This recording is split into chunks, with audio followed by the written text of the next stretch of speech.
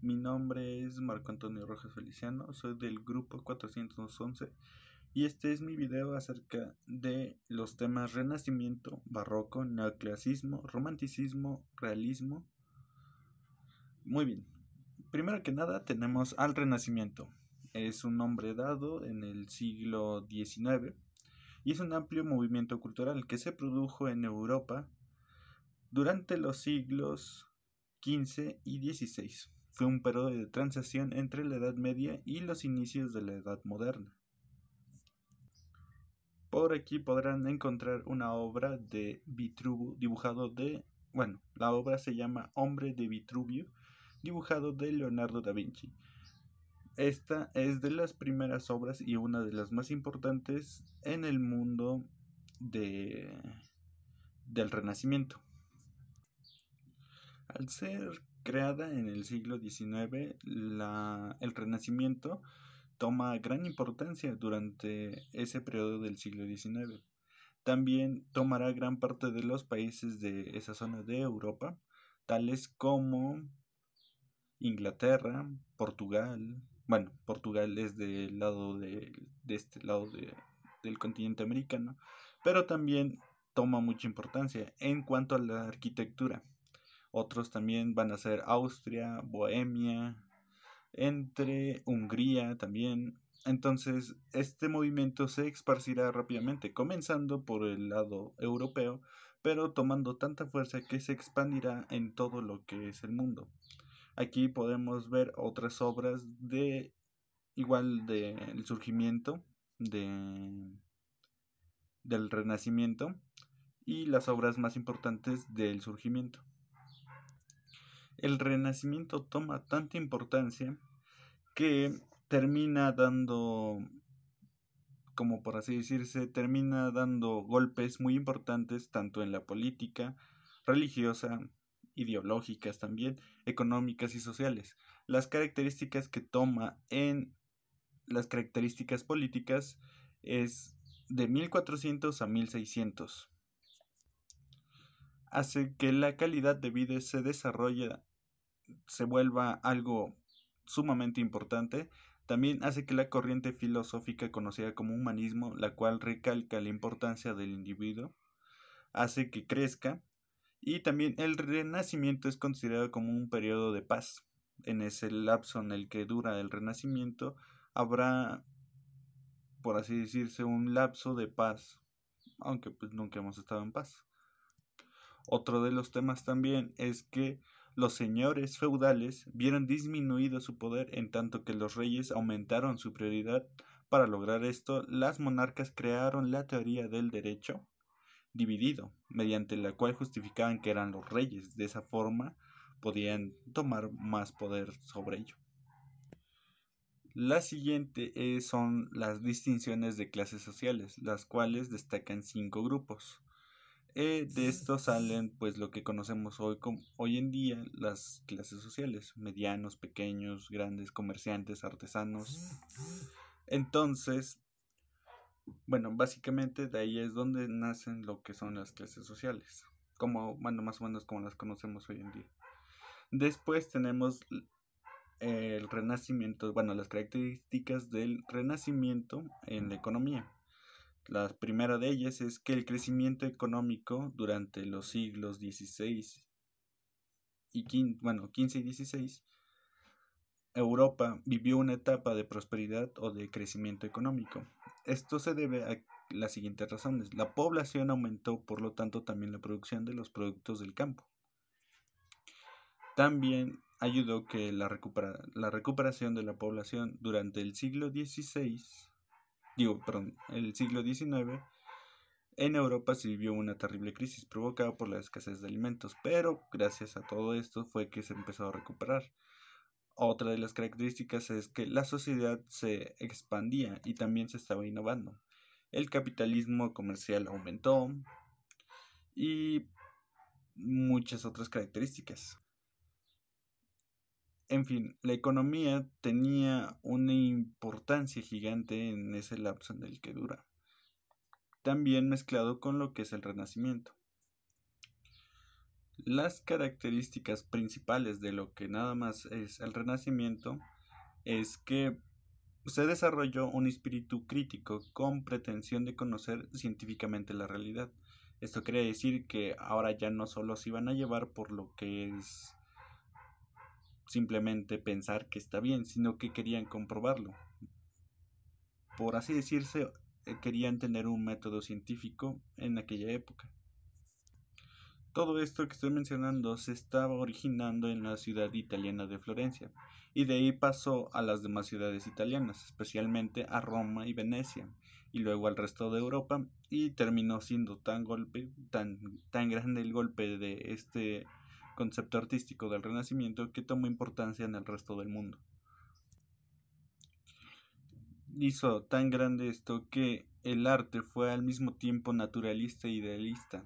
Los artistas pretendían representar el mundo real tal como se veía, pero al mismo tiempo querían mostrar solo su belleza, para lograr sobre la superficie plana del cuadro la pared, para lograr tener una imagen más clara de lo que querían representar, ya sea un paisaje o otros temas.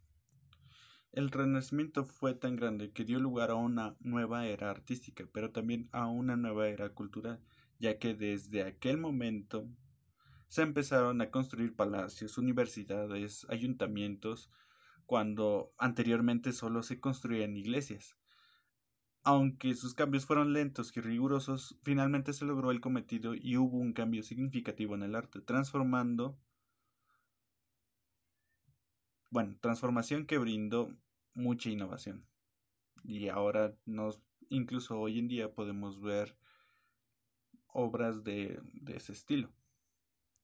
Por aquí estaré dejando El nacimiento de Venus, uno de los que también daban, un poco más moderno, pero igual dan pie a lo que ellos intentaban representar.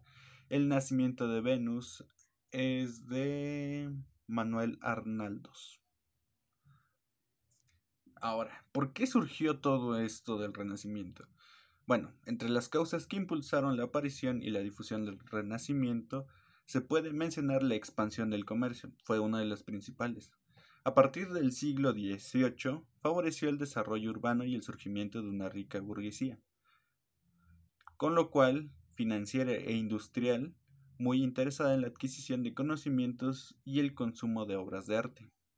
La prosperidad de las ciudades italianas también ayudó, ya que como no había conflictos en aquella época, ayudó a que creciera el Renacimiento.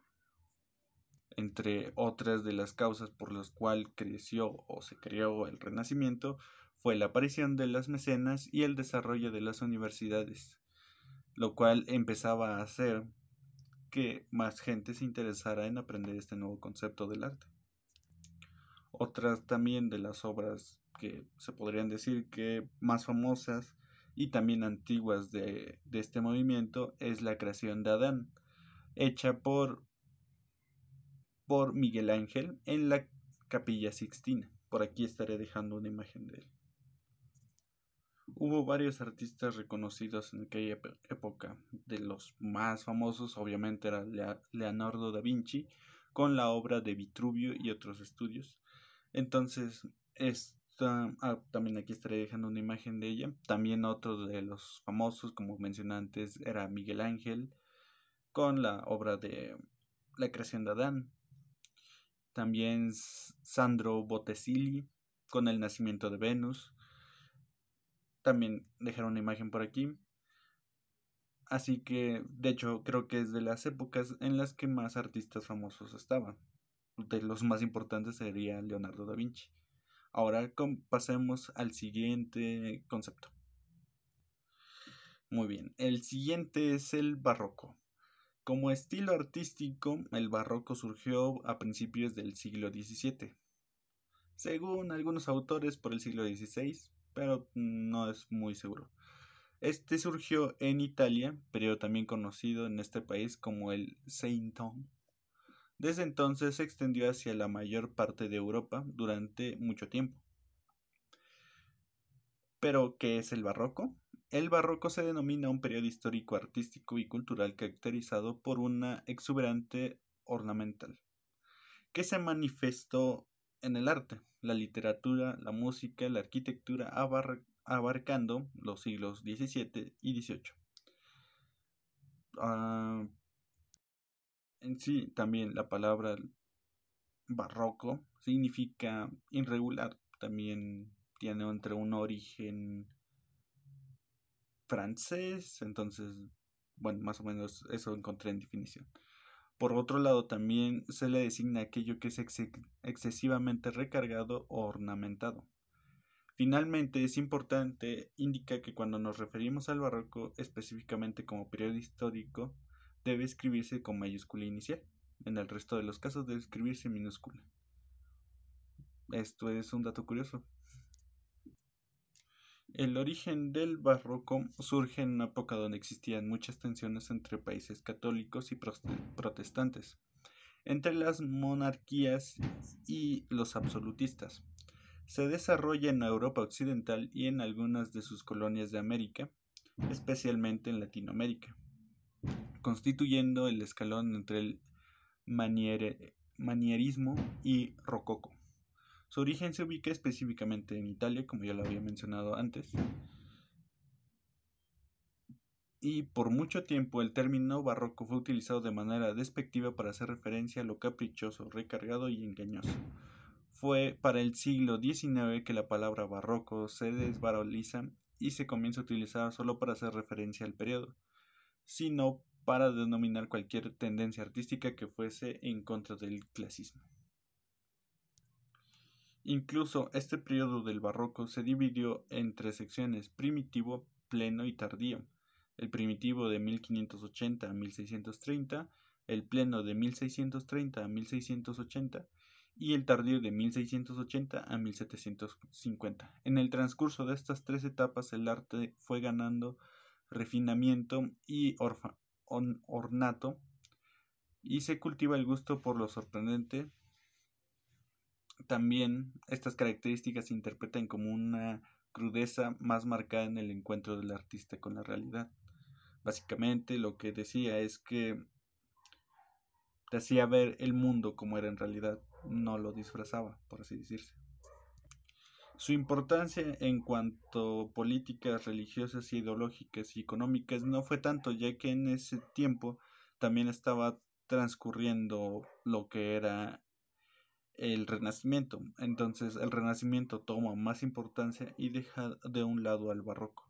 Pero aún así tuvieron ciertos movimientos, pero no fueron mucho como para poder, por así decirse, llamar la atención. Ahora, antes que nada, para identificar qué es el movimiento barroco, sus características son la valorización de los detalles y exceso de ornamento.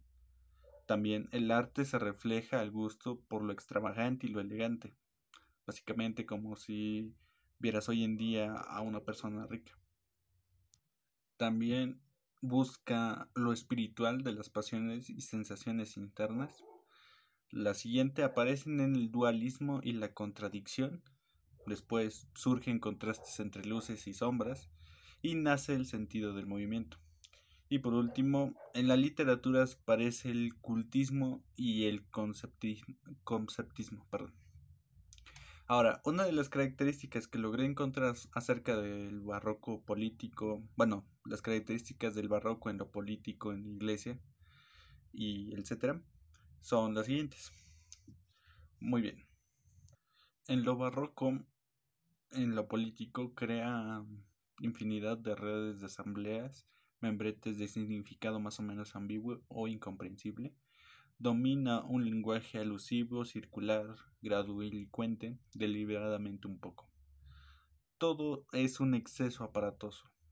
No había necesidad de tanto en aquella época. Ahora, la siguiente es el barroco en la iglesia. En cuanto a la religión, el barroco se interpone como, por así decirse, como ¿cómo se llama esto? Por así decirse, un contragente, ya que lo que hace es estar en contra de lo que proponía el Renacimiento y va ligado de una u otra forma a sus variedades de expresiones artísticas a la Iglesia Católica, concretamente al movimiento contrarreformista, siendo la temática predominante la religiosa. Las características en cuanto a las características ideológicas es una visión pesimista de la vida, desconfianza de los impulsos naturales del hombre, a culteranerismo, básicamente crea lo que son metáforas, paráfrasis, hipérboles, y el conceptismo, lo cual hace que básicamente cada cosa se convierte en un concepto, ya no algo como que nada más debe de estar. En la cuestión de lo económico, pues nada más se hace un contraste entre pobre y rico, no hay clase media ni nada por el estilo. Reducción de beneficios a las colonias, escasez de mano de obra, aumento de mendicidad. Básicamente fue como un paso atrás de lo que había conseguido el Renacimiento, porque te daba, sí, una realidad realista, vaya la redundancia, pero no era lo que quería la gente. Básicamente en esa época lo que querían era aprovechar todas las oportunidades que tuvieran y no tener una vida pesimista. Y por último, su aspecto social sería de la estructura social. Básicamente se le daba más importancia, pues obviamente a los ricos y nada a los pobres. Como dije, un paso atrás de lo que había conseguido el Renacimiento. Y de los artistas más reconocidos de aquella era, de la era del barroco, bueno, de las obras que por lo menos a mí me gustaron más, fueron de Pablo Rubens. La obra se llama Los horrores de la guerra, aquí tienen la imagen. Y la otra, bueno, es del año de 1638, y la otra obra es de Carracci, La carnicería, de 1583. Y en estas obras, bueno, aquí estaré dejando la imagen, en estas obras, como podemos ver, igual era una cruda realidad y a pesar de ser pesimista era realista. Entonces, básicamente eso fue lo que nos daba el barroco. Ahora seguimos con el neoclasismo. Muy bien, comencemos con el neoclasismo. Con el deseo de repetir las huellas del pasado, se pusieron en marcha expediciones para conocer las obras antiguas en sus lugares de origen. La que en 1750 emprendió desde Francia el arquitectónico Jérôme dio lugar a la publicación de 1754 de las Observations, bueno, es un nombre en inglés, pero es Observaciones sobre las Antigüedades de Villa Herculano. Hizo que estas investigaciones dieran a conocer ¿cómo se llama?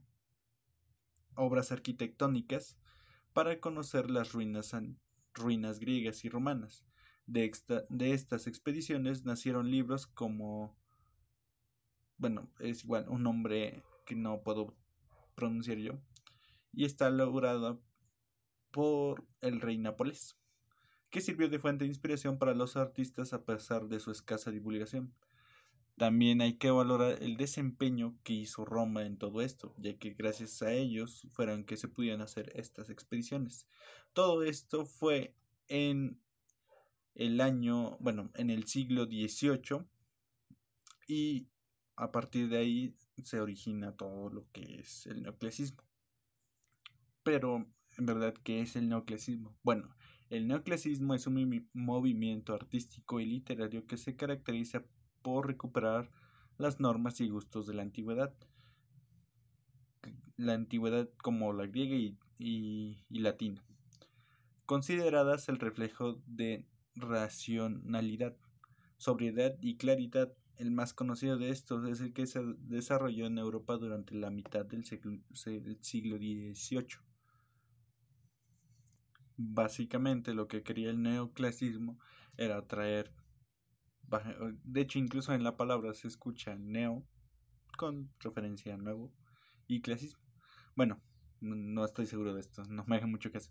Bueno, básicamente lo que querían era traer cultura antigua a la moderna. Bueno, de aquella época, y lo que querían era recuperar todos esos conceptos que se habían hecho antes a la modernidad. El fin básicamente del neoclasismo era la educación y la moralización de la sociedad con miras a la construcción del proyecto moderno. Los artistas y escritores creían que a través de sus obras ayudaban a difundir los valores necesarios para construir una sociedad más racional, moral y cultural, y evitar ignorancia, a lo que veían como básicamente el villano de aquella época. Pero pues tuvieron ciertos problemas, ya que aún en nuestra época sigue habiendo esa ignorancia. Las características del neoclasismo son varias. Las que diré ahora son las características de la pintura neoclasista. Era el predominio del dibujo sobre el color, uso de luz clara y fría, contornos claros y bien definidos, superficies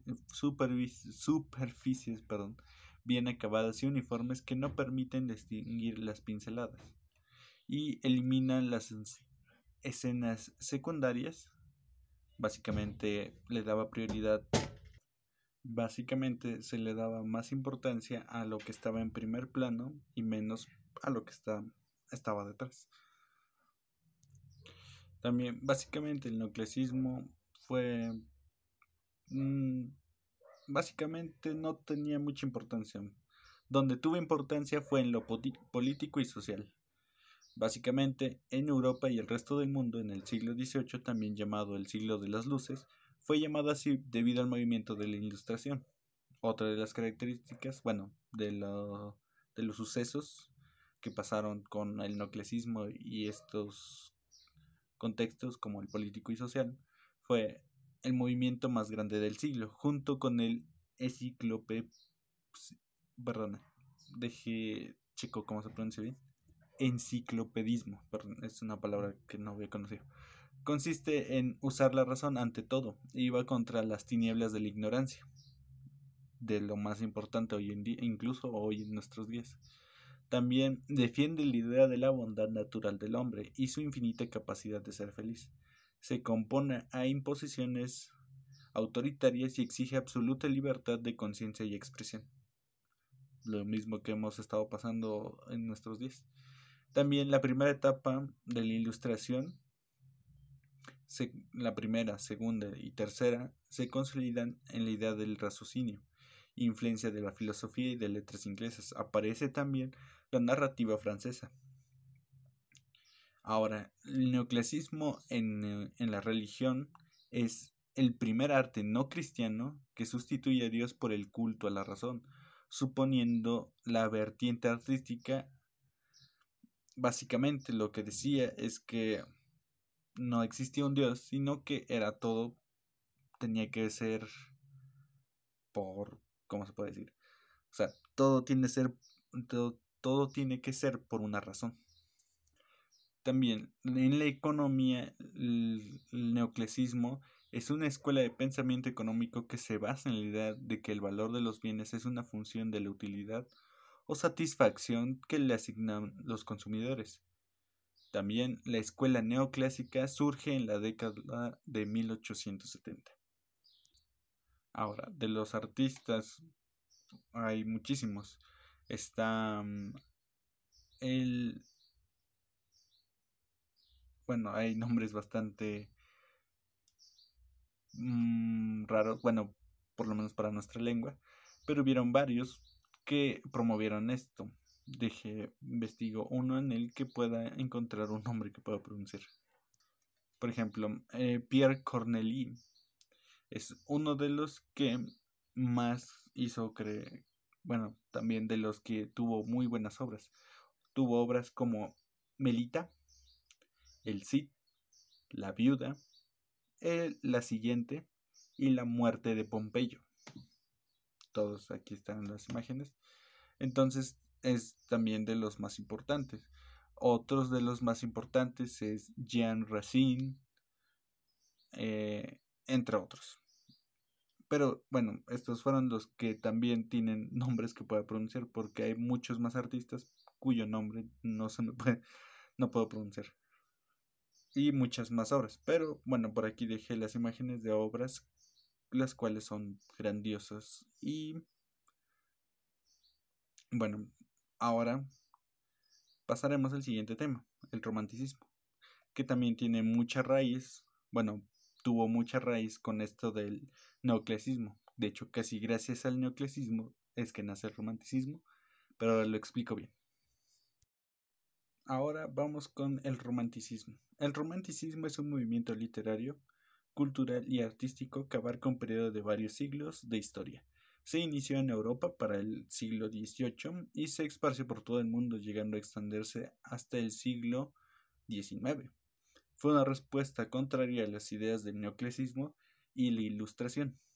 Aunque la cuna del arte romántico fue Inglaterra, Alemania e Italia, ganó mayor fuerza en Francia que en cualquier otro país.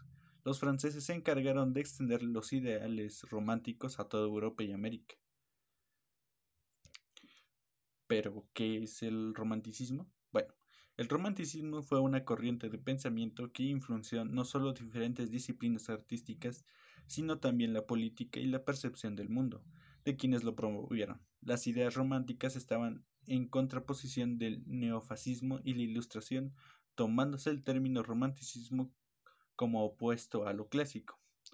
Hace referencia a las emociones que la naturaleza, los espacios agrestes y la melancolía despierten en el individuo, así como la música e imágenes diferentes. El origen del romanticismo puede ubicarse a finales del siglo XVIII y a comienzos del siglo XIX. Se desarrolla en Europa en una etapa de la historia que estaba marcada por el ascenso de la clase de la burguesa. Perdón, una mosca. El origen del romanticismo puede ubicarse a finales del siglo XVIII y a comienzos del siglo XIX. Se desarrolla en Europa en una etapa de la historia que está marcada por el ascenso de la burguesía, al mismo tiempo que el medio de los ideales de igualdad, fraternidad y libertad que llevó a la Revolución Francesa. El romanticismo suele adjudicarse a las baladas líricas compuestas por William Wordsworth y Samuel Coleridge de 1798, aunque hay quienes consideran que su comienzo fue una década antes. La característica del romanticismo se caracterizó por enaltecer la libertad individual en todas sus versiones. En el romanticismo se busca y defiende la libertad que se expresa mediante a lo subjetivo e individual de las emociones. Básicamente, por lo que destaca el romanticismo es por estas características. Tenía que tener un héroe, melancolía, desencanto, evasión, naturaleza silvestre y hostil, libertad, amor y muerte, poeta, entre varias cosas. Cada una de estas se desarrolla de diferentes formas. Por ejemplo, la melancolía es un sentimiento que refleja un quiebre interior.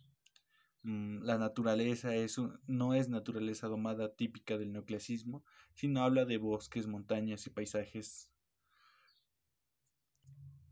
También básicamente el romanticismo pues tampoco tuvo mucho peso en ideologías económicas.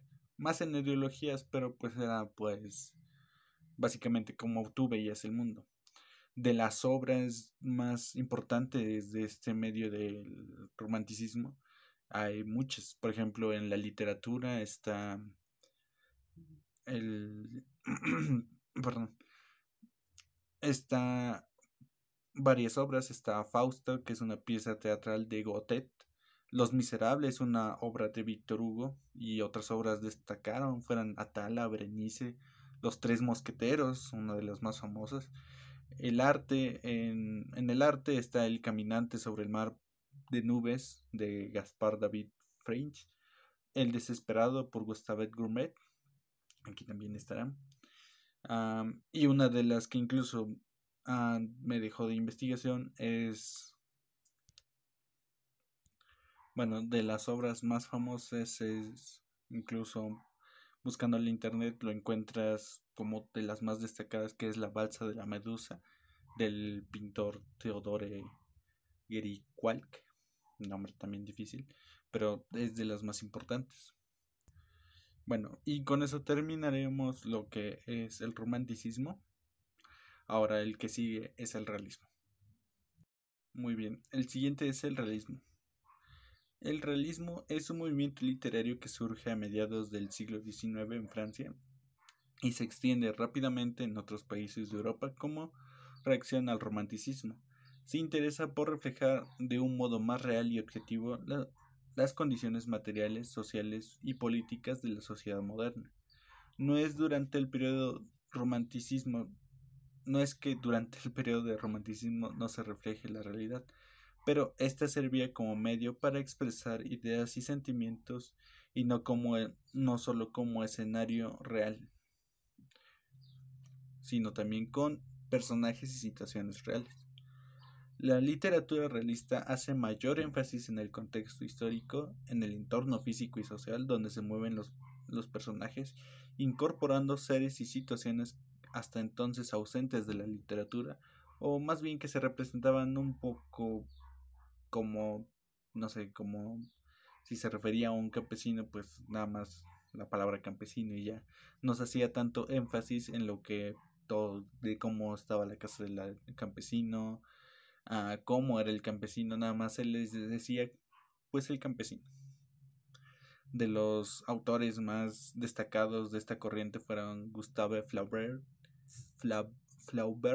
Emily Zola, William Stein, Charles Dickens, Gustave Flaubert, Leopoldo Allens, Benito Pérez Galdós y Emilia Pardo Bazán, entre otros. Su origen y contexto histórico es que durante la segunda mitad del siglo XIX se acelera la modernización de Europa, las comunicaciones entre las principales ciudades mejoran gracias a los ferrocarriles y hay mejor intercambio de prensa, revistas y libros y en casi todos los países crece y se afianza la burguesía.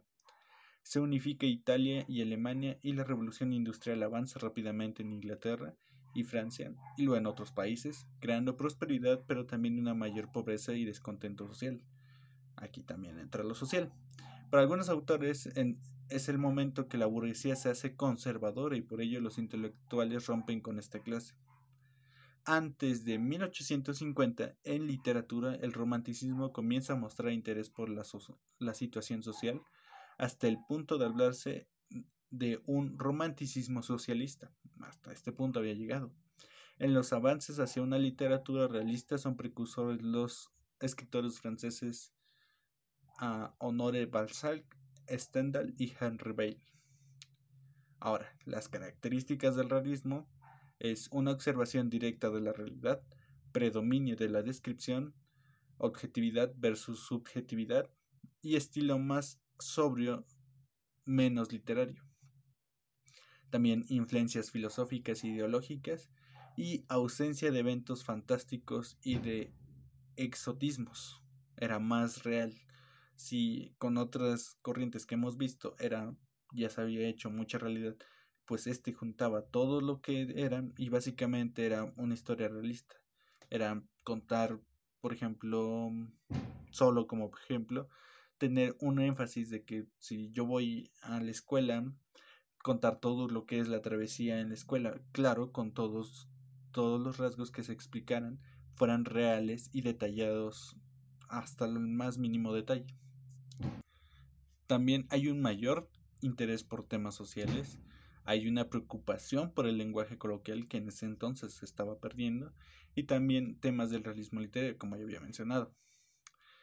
Condiciones políticas y sociales, aquí otra vez volvemos a lo política y social, y por ejemplo, la novela realista se enfoca a menudo en las condiciones de las clases sociales populares, que eran básicamente los ricos de aquella época, o la situación política de diferentes, no sé, partidos políticos que hubieran en aquella época.